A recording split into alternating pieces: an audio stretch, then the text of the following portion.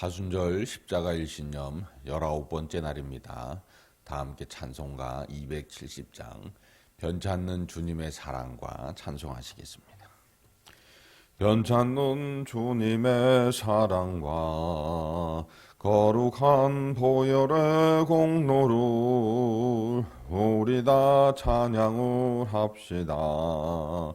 주님을 만나볼 때까지 예수는 우리를 깨끗게 하시는 조시니 그의 피 우리를 눈보다 더 희게 하셨네. 우리를 깨끗게 한 피는 무궁한 생명의 물일세. 생명의 구원을 받은 자 하나님 찬양을 합시다. 예수는 우리를 깨끗게 하시는 조시니 그의 피 우리를 눈보다 더 희게 하셨네.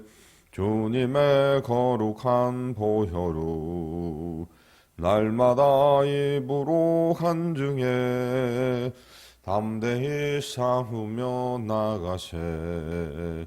천국에 들어갈 때까지 예수는 우리를 깨끗게 하시는 조시니 그의 피 우리를 눈보다 더 희게 하셨네.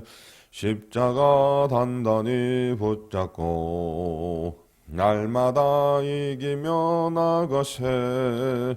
머리에 면류관 쓰고서 주 앞에 찬양할 때까지 예수는 우리를 깨끗게 하시는 조시니 그의 피 우리를 눈보다 더 희게 하셨네. 아멘. 사도신경으로 우리의 신앙을 함께 고백합니다. 전능하사 천지를 만드신 하나님 아버지를 내가 믿사오며 그 외아들 우리 주 예수 그리스도를 믿사오니 이는 성령으로 잉태하사 동정녀 마리아에게 나시고 본디오 빌라도에게 고난을 받으사 십자가에 못 박혀 죽으시고 장사한 지 사흘 만에 죽은 자 가운데에서 다시 살아나시며 하늘에 오르사 전능하신 하나님 우편에 앉아 계시다가 저리로서 산 자와 죽은 자를 심판하러 오시리라. 성령을 믿사오며 거룩한 공회와 성도가 서로 교통하는 것과 죄를 사하여 주시는 것과 몸이 다시 사는 것과 영원히 사는 것을 믿사옵나이다. 아멘. 하나님 말씀은 마태복음 19장 1절에서 12절까지 말씀입니다. 신약성경 31면에 있습니다. 마태복음 19장 1절에서 12절 말씀 함께 봉독합니다. 예수께서 이 말씀을 마치시고 갈릴리를 떠나 요단강 건너 유대 지경에 이르시니 큰 무리가 따르거늘 예수께서 거기서 그들의 병을 고치시더라. 바리새인들이 예수께 나와 그를 시험하여 이르되 사람이 어떤 이유가 있으면 그 아내를 버리는 것이 옳으니까.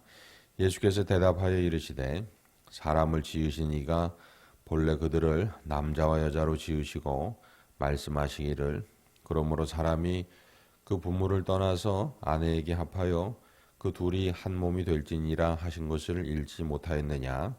그런즉 이제 둘이 아니요 한 몸이니 그러므로 하나님이 짝지어 주신 것을 사람이 나누지 못할지니라 하시니 어쩌오되 그러면 어찌하여 모세는 이혼 증서를 주어서 버리라 명하였나이까.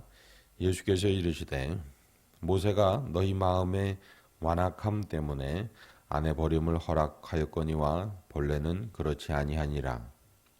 내가 너희에게 말하노니 누구든지 음행한 이유 외에 아내를 버리고 다른 데 장가드는 자는 간음함이니라. 제자들이 이르되 만일 사람이 아내에게 이같이 할진대 장가들지 않는 것이 좋겠나이다. 예수께서 이르시되 사람마다 이 말을 받지 못하고 오직 타고난 자라야 할지니라. 어머니의 태로부터 된 고자도 있고 사람이 만든 고자도 있고 천국을 위하여 스스로 된 고자도 있도다. 이 말을 받을 만한 자는 받을지어다. 아멘. 할렐루야.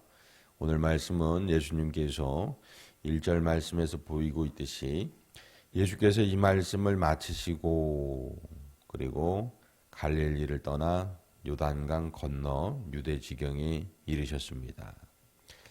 예수님께서 이 말씀을 마치셨다. 이 말씀이란 앞에 장 18장에 나오는 내용입니다. 한마디로 말하면 용서하라는 겁니다.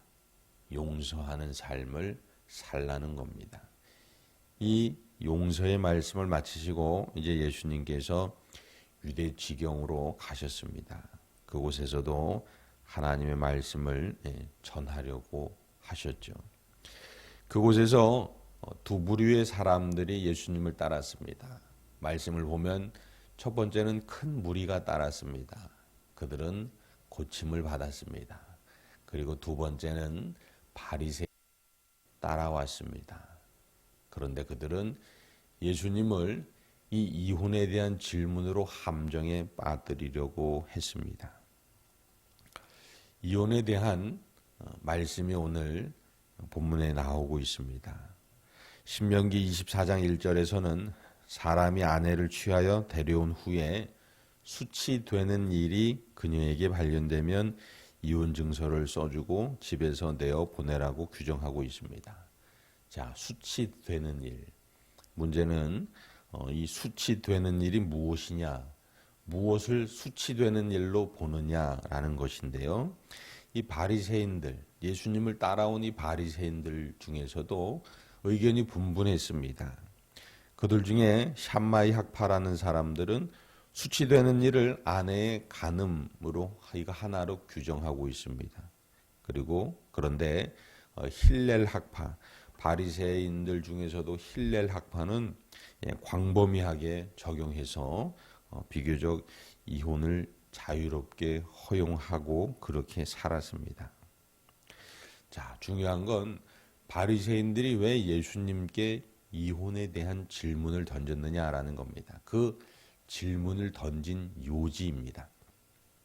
그것은 자기 자신들, 바리새인들조차 의견이 양분돼 있었고, 그리고 또 여러 사회의 사람들이 있습니다. 그 당시에 이 헤로디아를 아내로 맞이한 헤롯 왕, 그 역시도 동생의 아내를 취하여 뺏어서 자기의 아내로 삼은 그러한 상황입니다.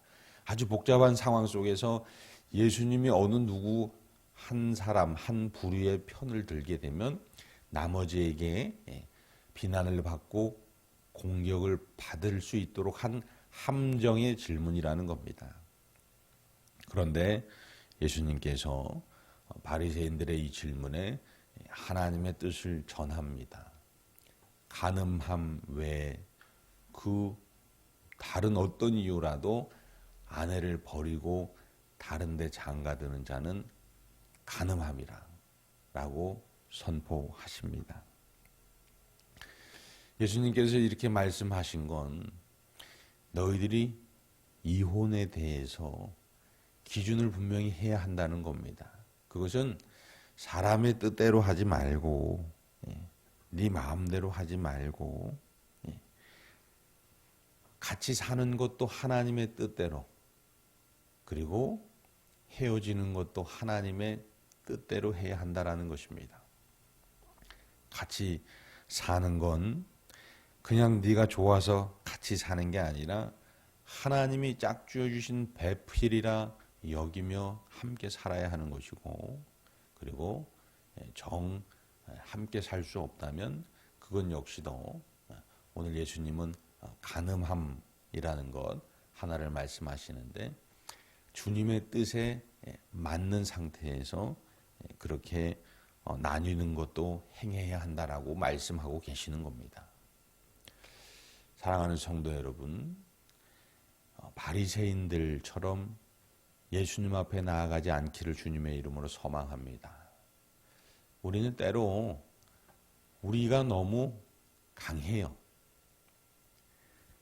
다른 사람보다 강할 뿐 아니라 왕왕 하나님보다, 예수님보다, 성령님보다 강한 내가 있습니다.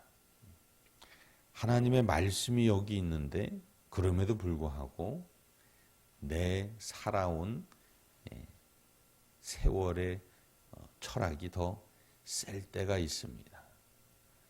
오늘 바리새인들이 그랬습니다. 예수님께서 거기에다 하나님의 말씀을 선포하고 계시는 겁니다. 왜 내가 바리새인들처럼 살면 안 되느냐? 내 마음대로 사람의 편의대로 살면 안 되느냐? 오늘 큰 무리는 예수님께 나아가 질병에 대한 치유, 구원함을 얻었습니다. 왜요? 예수님께서 행하시는 대로 받아들였기 때문입니다. 그러나 바리새인들은 예수님께 구원이 있는데 그럼에도 불구하고 그것을 받아들이지 않았기 때문에 그들은 그 어떤 구원에도 이르지 못한 겁니다. 저와 여러분의 삶이 예수님께 오늘 예수님께서 말씀하신 대로 받을 만한 자 되어서 하나님의 말씀에 받을 만한 자 되어서 하나님의 구원의 기쁨을 마음껏 누리시는 복된 하루 되시기를 주님의 이름으로 축복합니다. 기도하시겠습니다. 거룩하신 하나님 아버지, 바리새인들과 같이 살지 않게 하시고 하나님의 말씀을 받을 만한 자로 오늘 주님 앞에 살게 하옵소서. 내일도 모레도 우리에게 허락하신 매일매일이 하나님의 말씀을 받을 만한 자, 들을 귀 있는 자 되게 하여 주옵소서. 그리하여 하나님 아버지의 은혜의 주인공 되게 하여 주옵소서. 용서하는 삶이 예수님의 삶이고 예수님께서 보여주신 삶이고 우리에게 살라 하신 삶임을 기억하면서 오늘도 사랑하며 살게 하여 주옵소서. 주께서 다음의 모든 성도들 삶의 자리자리마다 동행하여 주옵시고 안보하여 주옵시고 강건하게 하여 주시고 평강하게 하여 주옵소서. 다음에 사랑하는 가족들도 어떤 곳 어느 곳에 있든지 기도하게 하시고 찬송하게 하시사 하나님 아버지의 말씀의 주인공으로 살아가게 하여 주옵소서. 주께서 오늘도 생명 다해 지키시고 인도하심을 감사하며 우리 구주 예수 그리스도의 이름으로 기도드립니다. 아멘. 하늘에 계신 우리 아버지여, 이름이 거룩히 여김을 받으시오며 나라가 임하시오며 뜻이 하늘에서 이루어진 것 같이 땅에서도 이루어지이다. 오늘 우리에게 일용할 양식을 주시옵고 우리가 우리에게 죄진 자를 사하여 준 것 같이 우리 죄를 사하여 주시옵고 우리를 시험에 들게 하지 마시옵고 다만 악에서 구하시옵소서. 나라와 권세와 영광이 아버지께 영원히 있사옵나이다. 아멘.